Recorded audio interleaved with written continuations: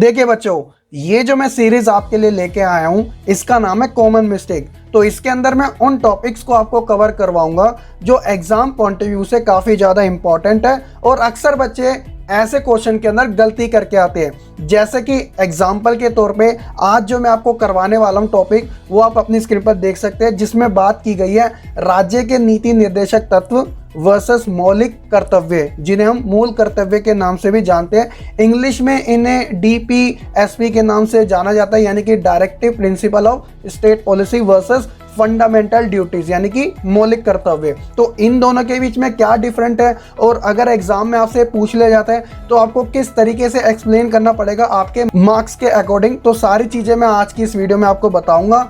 आप चाहो तो मुझे कमेंट करके बता सकते हो कि आपको किन टॉपिक के बारे में वीडियो चाहिए। मैं उनसे रिलेटेड एक सेपरेट वीडियो भी आपको इन्हीं सीरीज के अंदर प्रोवाइड करवा दूंगा, फिर चाहे वो आपका कोई और सब्जेक्ट क्यों ना हो, चाहे वो हिस्ट्री हो, इको हो, इंग्लिश हो या आर्ट्स के जितने भी सब्जेक्ट हैं उनसे रिलेटेड है। ठीक है, आप देखिए वीडियो, आपको काफ़ी अच्छी लगेगी और चैनल पे नए हैं तो जरूर सब्सक्राइब कर लीजिएगा और बेल आइकन दबाना बिल्कुल ना भूलेगा और वीडियो अभी से लाइक जरूर कर दीजिएगा। तो चलिए आज की इस वीडियो को हम शुरू करते हैं। My name is Shahrukh Saifi and welcome to our YouTube channel Quick Prep.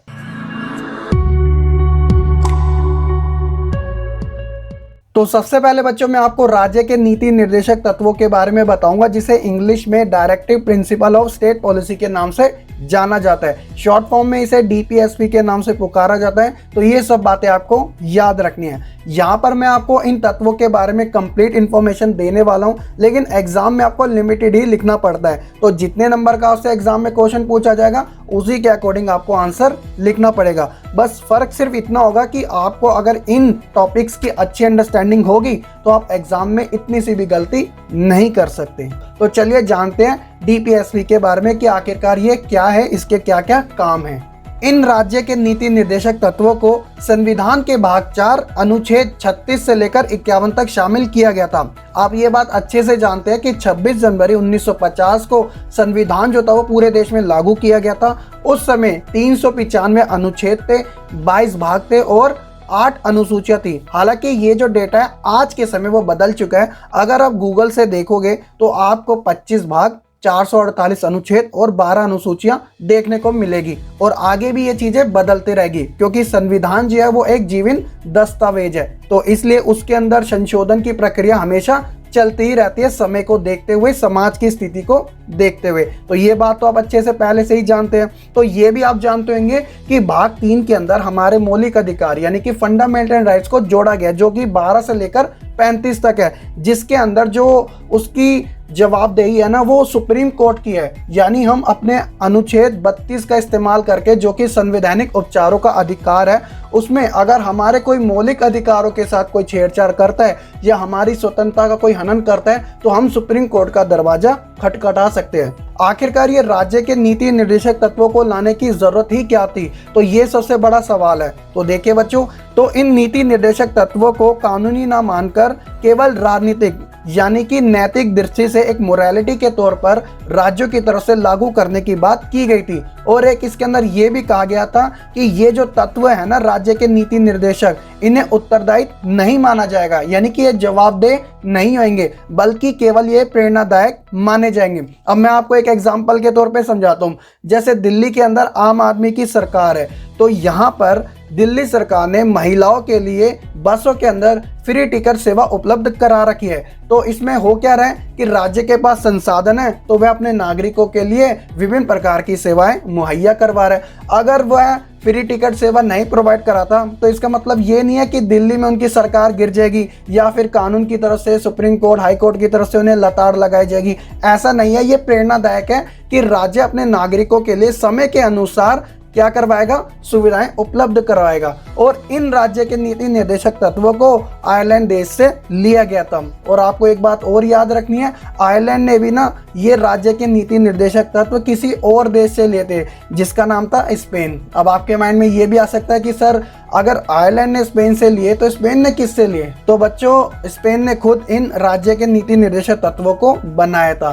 तो ये तो है आपका राज्य के नीति निर्देशक तत्वों के बारे में शुरुआती जानकारी। अब यहाँ पर मैं आपको बता देता हूँ कि वो कौन कौन से तत्व हैं जिन्हें राज्य जो है अपने नागरिकों के लिए मुहैया करवाएगा। राज्य के नीति निर्देशक तत्व अलग अलग क्षेत्रों में अपनी भूमिका निभाते हैं। जैसे सबसे पहले है आर्थिक संबंधी निदेशक तत्व। तो इसमें क्या बात की गई है कि जो राज्य है ना, वह प्रत्येक स्त्री और पुरुष को समान रूप से जीविका के साधन प्रदान करने का प्रयत्न करेगा। उसी तरह समान कार्य के लिए स्त्री पुरुष दोनों को समान वेतन दिया जाएगा। बच्चों और युवकों का शोषण नहीं करने दिया जाएगा। राज्य जो होगा वह कुटीर उद्योगों को प्रोत्साहन देगा, यानी कुटीर उद्योग लघु उद्योगों को कहा जाता है। और साथ ही राज्य जो है वह कृषि और उद्योग में जो श्रमिक लगे हुए हैं ना, उन्हें उचित वेतन दिलवाने का भी प्रयास करेगा। तो ये सारी बातें आर्थिक संबंधी निर्देशक तत्वों में कही गई थी। दूसरी कैटेगरी में बात की गई है सामाजिक हित संबंधी निर्देशक तत्व। तो इसमें कहा गया है राज्य जो है ना, वह लोगों के जीवन स्तर एवं स्वास्थ्य को सुधारने का प्रयास करेगा। इसके लिए वह हानिकारक तथा मादक पदार्थों के सेवन पर प्रतिबंध लगाएगा। राज्य जो है वो देश के कमजोर वर्ग विशेषकर अनुसूचित जाति और अनुसूचित जनजाति के शैक्षणिक तथा आर्थिक हितों की रक्षा करेगा और उनका शोषण नहीं होने देगा। तो यहाँ पर आप एक चीज नोटिस कर रहे हो कि राज्य ये काम करेगा, राज्य ये काम लाएगा, राज्य ये काम नहीं होने देगा। तो एक्चुअलिटी में ये काम हो नहीं रहा, बल्कि राज्य जो उसे एक निर्देश मिल रहा है कि वह आगे चल के ये काम करेगा। एग्जाम्पल के तौर पे जैसे बिहार राज्य के अंदर जो मादक पदार्थ है, यानी कि जो शराब संबंधी जितनी भी वहां पर चीजें वो बैन है, तो राज्य ने क्या किया, जो हानिकारक पदार्थ है उसके ऊपर प्रतिबंध लगा दिया। लेकिन दिल्ली के अंदर, मुंबई के अंदर ऐसी चीजें नहीं है, तो राज्य ने यहाँ पे नहीं लगाया। तो हर एक की जो जरूरत है वो अलग अलग है। राज्य को ये निर्देश दिए जाते हैं कि वह इन कामों को करेगा। अब ना करे या करे वो उसकी जवाबदेह नहीं होगी, बल्कि वो उसके लिए प्रेरणादायक माने जाएंगे। तो इसलिए मैंने आपको शुरुआत में कह दिया था कि इन राज्य निर्देशक तत्वों के लिए जो सरकार होगी ना, वह जवाबदेह नहीं होगी, केवल इसे प्रेरणादायक माना जाएगा। तीसरी कैटेगरी है कि न्याय, शिक्षा, पर्यटन आदि संबंधित निर्देशक तत्व। तो इसमें कहा गया था कि सभी को न्याय दिलाने के लिए राज्य जो है वो समान कानून बनाएगा और साथ ही न्यायपालिका को कार्यपालिका से अलग रखने का प्रयास करेगा। और दूसरा पॉइंट जो वो आपको जानना जरूरी भी है, इसमें कहा गया था कि जो राज्य है ना, वह संविधान के लागू होने के 10 साल के अंदर ही 6 से लेकर 14 साल तक के बच्चों के लिए अनिवार्य और निःशुल्क शिक्षा प्रदान करने का प्रयास करेगा। क्योंकि आप जानते हैं कि 26 जनवरी 1950 को जब संविधान पूरे देश में लागू हुआ, तो यहाँ पर 10 साल के अंदर यानी 1960 तक ऐसी बात कही गई थी कि राज्य इन चीज़ों को इम्प्लीमेंट करे। बट ऐसा तो नहीं हो पाया, क्योंकि उस समय जो राज्य थे वो कितने थे, 14 राज्य थे और 6 केंद्र शासित प्रदेश थे। और आज के समय अगर वर्तमान की बात की जाए तो बच्चों टोटल 28 राज्य है और 9 केंद्र शासित प्रदेश है। क्योंकि 5 अगस्त 2019 को जब जम्मू कश्मीर को राज्य से केंद्र शासित का दर्जा दिया गया, तो राज्य का दर्जा उसका खत्म होने के साथ ही जो 29 राज्य पहले थे अब वो 28 हो गए, और लद्दाख और जम्मू कश्मीर को यूनियन टेरिटरी बना देने से जो 7 यूनियन टेरिटरी पहले थी अब वो 9 हो गई। तो इसलिए 28 राज्य और 9 केंद्र शासित प्रदेश आज के समय में एग्जिस्ट हैं। लेकिन जो ये शिक्षा का अधिकार है 6 से लेकर 14 तक, इसे बाद में इम्प्लीमेंट किया गया था। और वो कब किया गया था, तो 2009 के एक्ट में किया गया था। ये बात आप अच्छे से जानते भी होंगे, ठीक है। और साथ ही ये भी कहा गया था कि राज्य जो है वो ग्राम पंचायत के गठन के लिए कदम भी उठाएगा। तो ये सारी बातें न्याय, शिक्षा, पर्यटन आदि संबंधी निर्देशक तत्वों में गिनी गई थी।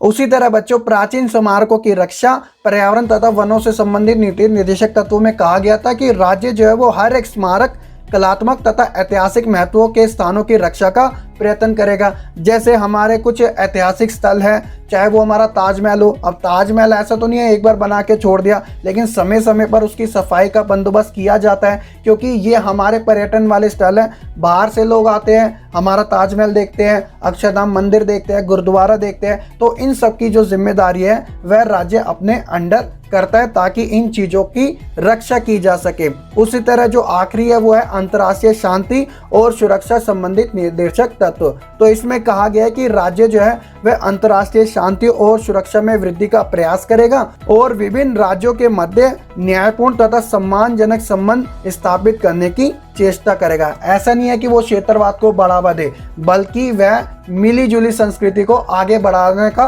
प्रयास करेगा। तो ये सारी जो बातें थी वह राज्य के नीति निर्देशक तत्वों में अलग अलग कैटेगरी में रखी गई थी कि राज्य इन्हें समय के अनुसार, जब उसके पास संसाधन अच्छी मात्रा में होंगे, तो वह अपने नागरिकों को प्रोवाइड करवाएगा। तो इन सभी को ही राज्य के नीति निर्देशक तत्व कहा गया था। तो बच्चों, आई होप कि आपको अच्छे से ये समझ भी आ चुका होगा। चलिए बच्चों, ये तो थे हमारे राज्य के नीति निर्देशक तत्व, जिनका जिक्र संविधान के भाग 4 अनुच्छेद 36 से लेकर 51 में देखने को मिलता है। लेकिन अब हम बात करते हैं फंडामेंटल ड्यूटीज के बारे में, यानी कि मौलिक कर्तव्यों के बारे में। कई बच्चे जो कंफ्यूज हो जाते हैं फंडामेंटल ड्यूटीज और फंडामेंटल राइट्स में। तो याद रखना, जो आपके फंडामेंटल राइट्स है, जिन्हें आप मौलिक अधिकार कहते हैं, उनका जो जिक्र आता है वो आपका अनुच्छेद 12 से लेकर 35 यानी भाग 3 में आता है, जिसके अंदर आपको 6 अधिकार प्रदान किए गए। एग्जाम्पल के तौर पे समानता, स्वतंत्रता, शोषण, ये सभी अधिकार। लेकिन यहाँ पर अब बात हो रही है मौलिक कर्तव्यों के बारे में, यानी ड्यूटीज के बारे में।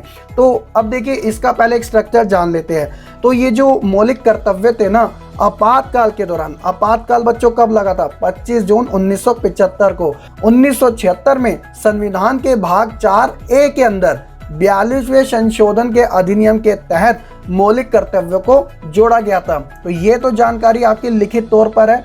अनुच्छेद 51A के तहत वर्णित टोटल 11 मौलिक कर्तव्य थे, जिनमें से 10 को तो 42वें संशोधन के माध्यम में ही जोड़ दिया गया था। लेकिन जो 11वां मौलिक कर्तव्य था, उसे साल 2002 में 46वें संशोधन के जरिए संविधान में शामिल किया गया था।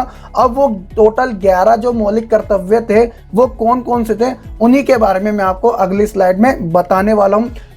मौलिक कर्तव्य, देखिए बच्चों, हम भारत देश के नागरिक हैं और हमें संविधान के द्वारा मौलिक अधिकार प्रदान किए गए, जिनकी जवाबदेही जो है वह कानून की तरफ से दी गई है। अगर हमारे किसी भी मौलिक अधिकार का हनन होता है तो हम सुप्रीम कोर्ट का दरवाजा खटखटा सकते हैं। लेकिन क्या ये यहीं तक ही सीमित है? अगर हम भारत देश के नागरिक हैं, क्या हमारा कुछ कर्तव्य नहीं बनता कि हम अपने देश के लिए कुछ चीजें करें? बनता है ना? जी हाँ। तो इसी को ध्यान में रखते हुए 1976 में जब इन मौलिक कर्तव्यों को जोड़ा गया था अनुच्छेद 51A में, तो कुछ बातें कही गई थी और वो बातें मैं आपके सामने बताने वाला हूँ। जैसे पहला जो कर्तव्य था वो ये था कि संविधान का पालन करना और उसके आदर्श संस्थाओं, राष्ट्रीय ध्वज तथा राष्ट्रगान का आदर करना, ये हमारी ड्यूटीज होगी।